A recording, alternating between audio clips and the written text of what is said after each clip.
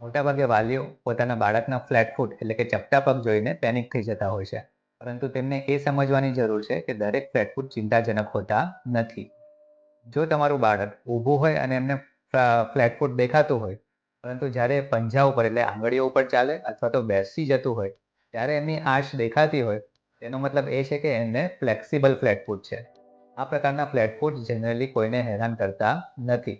જો તમારું બાળક દોડતું હોય, સરસ રીતે રમતું હોય, બધી જ એક્ટિવિટી કરી શકતું હોય, તો એમને ટ્રીટમેન્ટ કરવાની કશી જ જરૂર પડતી નથી. પરંતુ જો બાળક જ્યારે ઊભું હોય, બેઠું હોય કે આંગળીઓ ઉપર ચાલતું હોય, એ દરેક પરિસ્થિતિમાં એમનો પગ ફ્લેટ જ રહેતો હોય, તો પછી એ પ્રકારનો ફ્લેટ ફૂટ રિજિડ ફ્લેટ ફૂટ કહેતા હોય છે. આ પ્રકારના ફ્લેટ ફૂટ ઘણી વખત બાળકોમાં તકલીફ આપી શકે છે. રમ્યા પછી એમને પાછળ ગોટલામાં એટલે કે કાફમાં, ઘૂંટણમાં, કમરમાં, એડીમાં કે પંજામાં દુખાવો થઈ શકતો હોય છે. એ વારે ઘડીએ પડી જતું હોય છે. ઘણી વખત દુખાવાના કારણે બાળકે પોતે જ રમવાનું, દોડવાનું, ચાલવાનું ઓછું કરી દીધું હોય. તો આ પણ એક ફ્લેટ ફૂટનો સિમ્પટમ્સ છે અને આના માટે પણ એક સ્પેશિયાલિસ્ટને બતાવવાની જરૂર પડી શકે છે.